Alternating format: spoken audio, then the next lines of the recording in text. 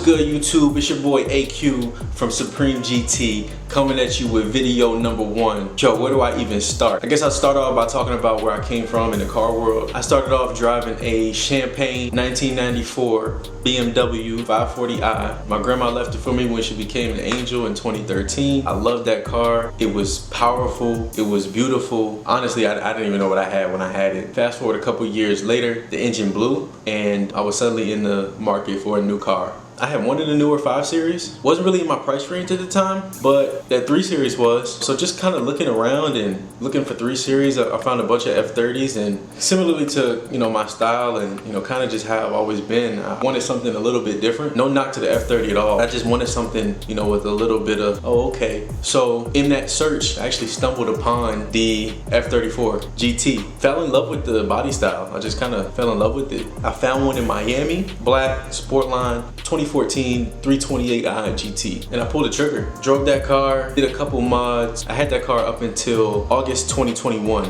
And some of you guys may know from Instagram, I was in Houston and I picked the car up from the shop, had some PVC work, new battery, some other little things. Paid that $3,000 bill, no lie. Drove off from the shop, less than a mile, I got caught in a flash flood. It was crazy, like I hadn't even understood what a flash flood really was until then. Basically the road I was on either side, it was kind of higher and the road was kind of like a trench. The water just filled up so fast. I mean, it was raining hard. I had never seen anything like it.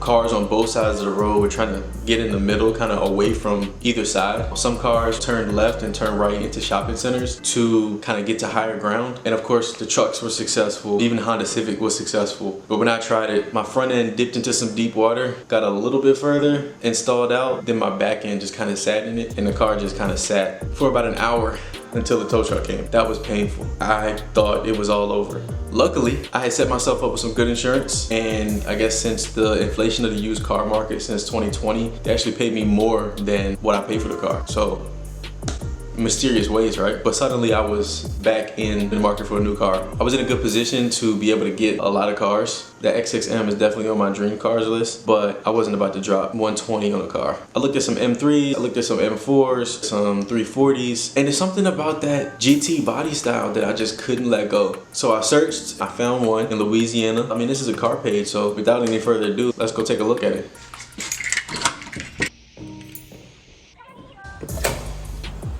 I switched to the iPhone. Just got the iPhone 13 Pro Max. Trying to see how it stacks up against my Canon Rebel T7. Here she is.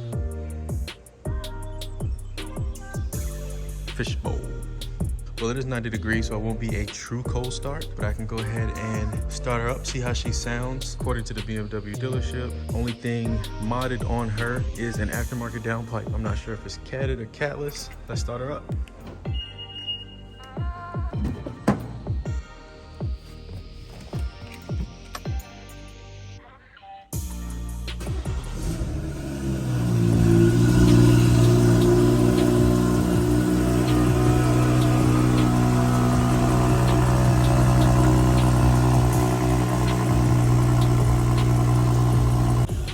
Loud. Does quiet down after a little bit. But let's take it to the top of the parking garage so we can see it a little bit better in the sun. Got that new Drizzy playing. 328. Baby Benz.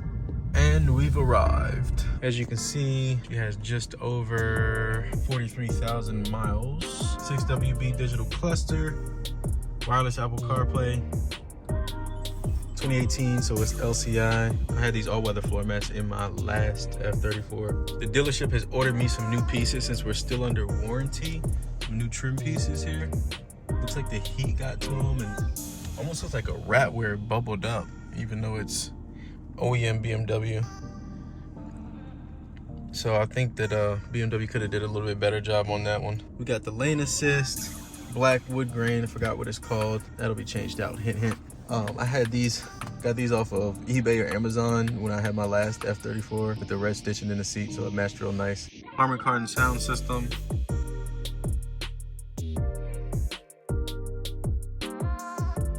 Let's hop out and give it some revs, see what it sounds like. Throw it in Sport Plus here real quick.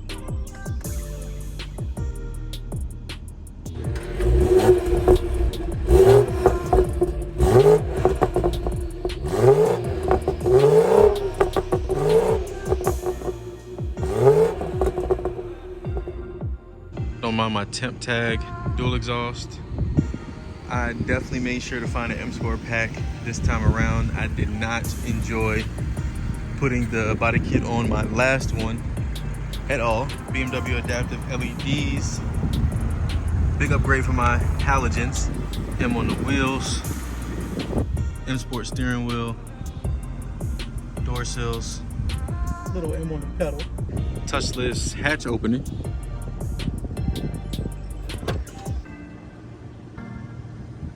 Got some vinyl wrap in there. Wonder what that's for, buddy.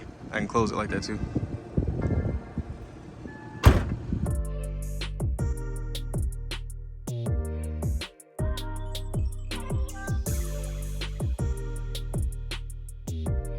I'm not gonna spoil too much, but we will absolutely be doing a chrome delete.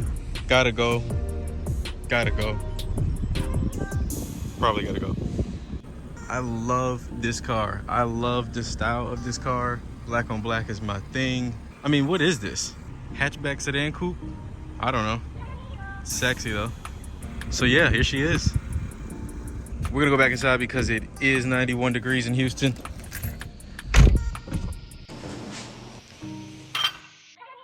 I want to give a huge shout out to John at Thick Whips, to Brian at Keys Motorsports and their team, to Shoe Mile Swift. These are the guys that I watched and took inspiration from on my first build. They put out some awesome content for the F30s. Also shout out to LJ at No Clutch Garage, to One Stop. Even though they don't have the F30s anymore, they turned their cars into monsters. And also my guy in Michigan, Justin Bice. He puts out some super solid content on F30s. Me, myself, I'm planning on putting out a ton of content. I have a bunch of stuff planned for this car. I already have a dining table full of mods that I'm ready to do. I honestly never understood why people skip over the F34 so quick. They go from the F30 to the F31 and just totally forget about the F34. A lot of websites totally skip over it even though the part may fit. I know that there's a handful of guys with F30s in the States. The overseas market for these cars, India, China, Japan, Indonesia, Amsterdam, of course Germany, all over Europe. The F34 community is out there for sure, and I hope to add some solid content for you guys, as well as F30 and F31 owners. Our cars share a lot of similarities, so I'm hoping to spread love to the F34 community, and I'm really looking forward to taking you guys along for the ride. I'm gonna document this entire build, and there'll be so much more to come, I can promise you that. Thanks for tuning in to my first video. Please like and subscribe for more F34 and F-Series